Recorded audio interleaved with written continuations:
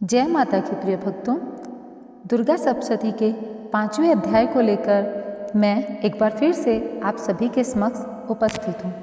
तो पूर्ण श्रद्धा भाव के साथ में और माता की जयकारे के साथ में दुर्गा सप्तशती का हम 5वां अध्याय शुरू करेंगे। उससे पहले आप लोगों से एक निवेदन करना चाहूँगी।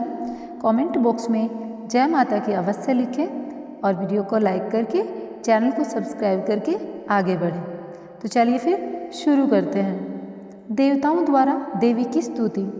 महर्षि मेधा ने कहा, पूर्व काल में शुंभ निशुंभ नामक असुरों ने अपने बल के मद से इंद्र का त्रिलोकी का राज्य और यज्ञों के भाग छीन लिए, और वह दोनों इसी प्रकार सूर्य, चंद्रमा, धर्मराज और वरुण के अधिकार भी छीनकर स्वयं ही उनको उपयोग करने लगे।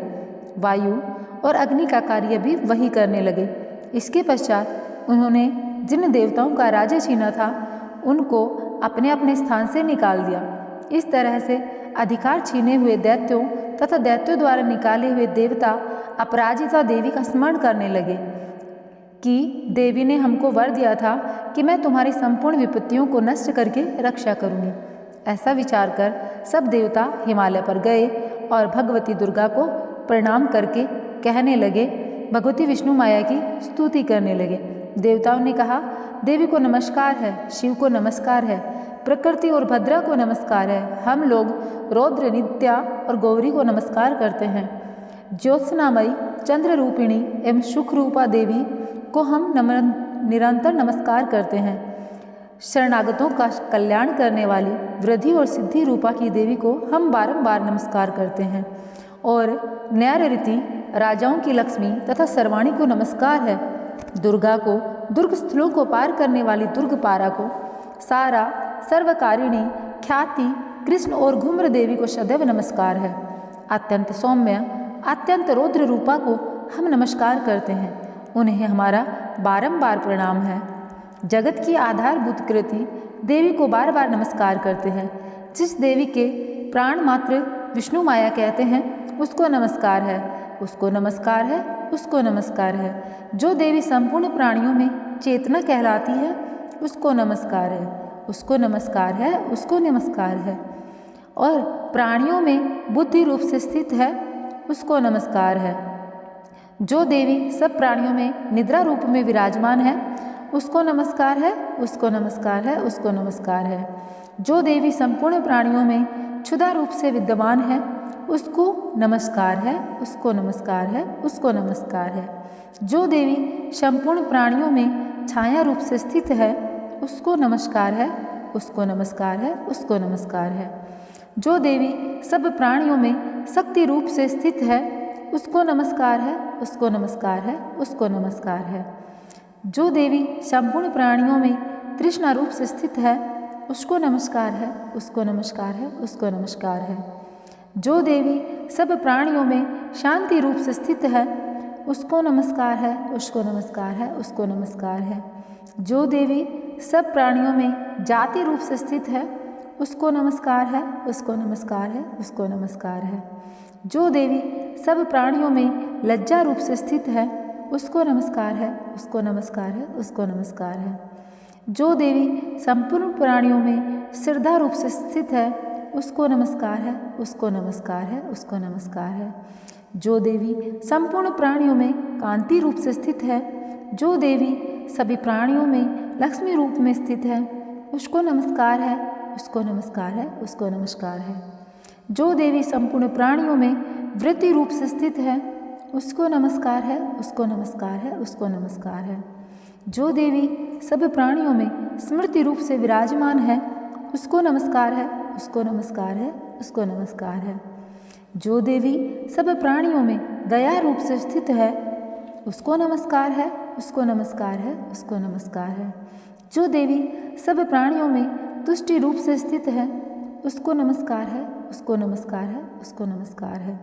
जो देवी संपूर्ण प्राणियों में मातृ रूप से स्थित है उसको नमस्कार है, उसको नमस्कार है, उसको नमस्कार है। जो देवी संपूर्ण प्राणियों में भांति रूप से स्थित है उसको नमस्कार है, उसको नमस्कार है, उसको नमस्कार है। जो देवी संपूर्ण प्राणियों में नित्य व्याप्त रहती है उसको नमस्कार है, उसको नमस्कार है, उसको नमस्कार है। जो देवी चैतन्य रूप से इस संसार का व्याप्त करके स्थित है, उसको नमस्कार है, उसको नमस्कार है, उसको नमस्कार है। पूर्व काल में देवताओं ने अभिष्ट फल पाने के लिए जिसकी स्तुति की है और देवराज इंद्र ने बहुत दिनों तक जिसका सेवन किया है, वह कल्याण की साधना भूता ईश्वरी हमारा कल्याण और मंगल करे तथा सारी विपत्तियों को नष्ट करे। असुरों के सताए हुए हम संपूर्ण देवता उस परमेश्वरी को इस समय नमस्कार करते हैं तथा जो भक्तिपूर्वक स्मरण किए जाने पर तुरंत ही सब विपत्तियों को नष्ट कर देती है, वह जगदम्बा इस समय भी हमारा मंगल करके हमारी समस्त विपत्तियों को दूर करे। महर्षि मेधा ने कहा, हे राजन, इस प्रकार जब देवता स्तुति कर रहे थे तो उसी समय पार्वती देवी गंगा में स्नान करने के लिए आई। तब उनके शरीर से प्रकट होकर शिवा देवी बोली, शुंभ दैत्य के द्वारा स्वर्ग से निकले हुए और निशुंभ से हारे हुए यह देवता मेरी स्तुति कर रहे हैं। पार्वती के शरीर से अंबिका निकली थी, इसलिए उसको संपूर्ण लोक में कौशिकी कहते हैं। कौशिकी के प्रकट होने के पश्चात पार्वती देवी के शरीर का रंग काला हो गया और वह हिमालय पर रहने वाली कालिका देवी के नाम से प्रसिद्ध हुई। फिर शुंभ और निशुंभ के दूत चंडमुंड वहाँ आए और उन्होंने परम मनोहर रूप वाली अंबिका देवी को देखा।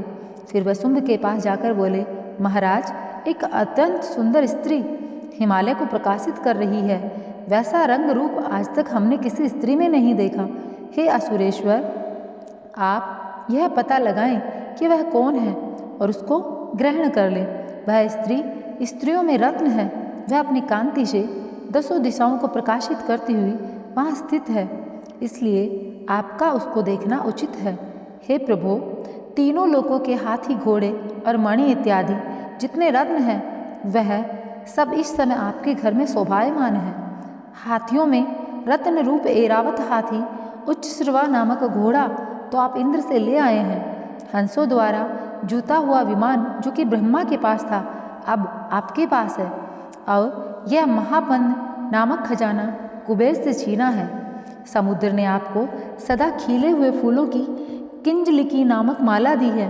वरुण का कंचन की वर्षा करने वाला छत्र आपके पास है और रथों में श्रेष्ठ प्रजापति का रथ भी आपके पास ही है। हे दैत्येंद्र, मृत्यु से उत्क्रांति का नामक शक्ति भी आपने छीन ली है और वरुण का पास भी आपके भ्राता निशुंभ के अधिकार में है। और जो अग्नि में न जल सके ऐसे 2 वस्त्र भी अग्निदेव ने आपको दिए हैं।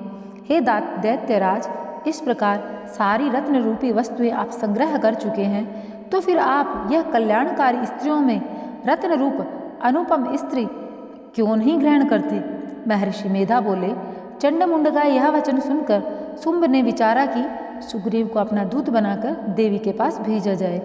प्रथम उसको सब कुछ समझा दिया और कहा कि वहाँ जाकर तुम उसको अच्छी तरह से समझाना और ऐसा उपाय करना जिससे वह प्रसन्न होकर तुरंत मेरे पास चली आए। भली प्रकार समझा कर कहना। दूत सुग्रीव पर्वत के उस रमणीय भाग में पहुँचा जहाँ देवी रहती थी। दूत ने कहा, हे देवी, दैत्यों का राजा शुंभ जो इस समय तीनों लोकों का स्वामी है, मैं उसका दूत हूँ और यहाँ तुम्हारे पास आया हूँ। संपूर्ण देवता उसकी आज्ञा एक स्वर से मानते हैं। अब जो कुछ उसने कहला भेजा है वह सुनो। उसने कहा, इस समय संपूर्ण त्रिलोकी मेरे वश में है और संपूर्ण यज्ञों के भाग को पृथक पृथक मैं ही लेता हूँ। तीनों लोकों में जितने श्रेष्ठ रत्न हैं वह सब मेरे पास है। देवराज इंद्र का वाहन ऐरावत मेरे पास है, जो मैंने छीन लिया है। उच्चश्रवा नामक घोड़ा जो क्षीर सागर मंथन करने से प्रकट हुआ था, उसे देवताओं ने मुझे समर्पित किया है। हे सुंदरी, इनके अतिरिक्त और भी जो रत्न व भूषण पदार्थ देवताओं के पास थे, वह सब अब मेरे पास हैं। हे देवी, मैं तुम्हें संसार की स्त्रियों में रत्न मानता हूँ, क्योंकि रत्नों का उपभोग करने वाला मैं ही हूँ। हे चंचल कटाओं वाली सुंदरी, अब मैं तुझ पर छेड़ता हूँ कि तुम मेरे भाई या मेरे पराक्रमी किसी की भी सेवा में आ जाए। यदि तू मुझे वरेगी तो तुझे अतुल महान ऐश्वर्य की प्राप्ति होगी। अतः तुम अपनी बुद्धि से यह विचार करके मेरे पास चली आओ। महर्षि मेधा ने कहा, दूत के ऐसा कहने पर संपूर्ण जगत का कल्याण करने वाली भगवती दुर्गा मन ही मन मुस्कुराई और इस प्रकार कहने लगी, हे दूत, तू जो कुछ कह रहा है वह सत्य है, इसमें एक किंचित मात्र भी झूठ नहीं। शुंभ इस समय तीनों लोकों का स्वामी है और निशुंभ भी उसी की तरह पराक्रमी है, किंतु इस संबंध में मैं जो प्रतिज्ञा कर चुकी हूँ उसे मैं कैसे झुठला सकती हूँ। अतः तू मैंने जो प्रतिज्ञा की है उसे सुन। जो मुझे युद्ध में जीत लेगा और मेरे अभिमान को खंडित करेगा तथा बल में मेरे समान होगा वही मेरा स्वामी होगा। इसलिए शुंभ अथवा निशुंभ यहाँ आवे, युद्ध में जीतकर मुझसे विवाह करे, इसमें भला देर की क्या आवश्यकता। दूत ने कहा, हे देवी, तुम अभिमान में भरी हुई हो, मेरे सामने तुम ऐसी बात न करो। इस त्रिलोकी में मुझे तो कोई ऐसा दिखाई नहीं देता जो शुंभ और निशुंभ के सामने ठहर सके। हे देवी, जब अन्य देवताओं में से कोई भी शुंभ और निशुंभ के समान युद्ध में नहीं ठहर सकता, तो तुम जैसी स्त्री उनके सामने रणभूमि में कहाँ ठहर सकेंगी। जिन शुंभ आदि असुरों के सामने इंद्र आदि देवता नहीं ठहर सके, तो फिर तुम अकेली स्त्री उनके सामने कैसे ठहर पाओगी। अतः तुम मेरा कहना मानकर उनके पास चली जाओ, नहीं तो जब वह तुम्हें केस पकड़कर घसीटते हुए ले जाएंगे तो तुम्हारा गौरव नष्ट हो जाएगा। इसलिए मेरी बात मान लो। देवी ने कहा, जो कुछ तुमने कहा ठीक है, शुंभ और निशुंभ बड़े बलवान हैं, लेकिन मैं क्या कर सकती हूँ, क्योंकि मैं बिना विचारे प्रतिज्ञा कर चुकी हूँ। इसलिए तुम जाओ और मैंने जो कुछ भी कहा है वह सब आदरपूर्वक असुरेंद्र से कह दो। इसके पश्चात वह जो उचित करे कर ले। श्री मार्कंडेय पुराणे शावर्णिके मनमंत्रे देवी महात्म्य देवता दूत संवादों नाम 5वां अध्याय संपूर्ण। तो प्रिय भक्तों, 5वां अध्याय दुर्गा सप्तशती का यहीं पर संपूर्ण होता है। 6ठा अध्याय हम अगला जो वीडियो आएगा उसमें सुनेंगे माता के अगले नवरात्रे पर। तब तक आप लोगों को कहना चाहूँगी जय माता की। कमेंट बॉक्स में जय माता की अवश्य लिखना, और अभी तक अगर आपने वीडियो को लाइक नहीं किया है तो वीडियो को लाइक करके चैनल को सब्सक्राइब अवश्य करना। जय माता की।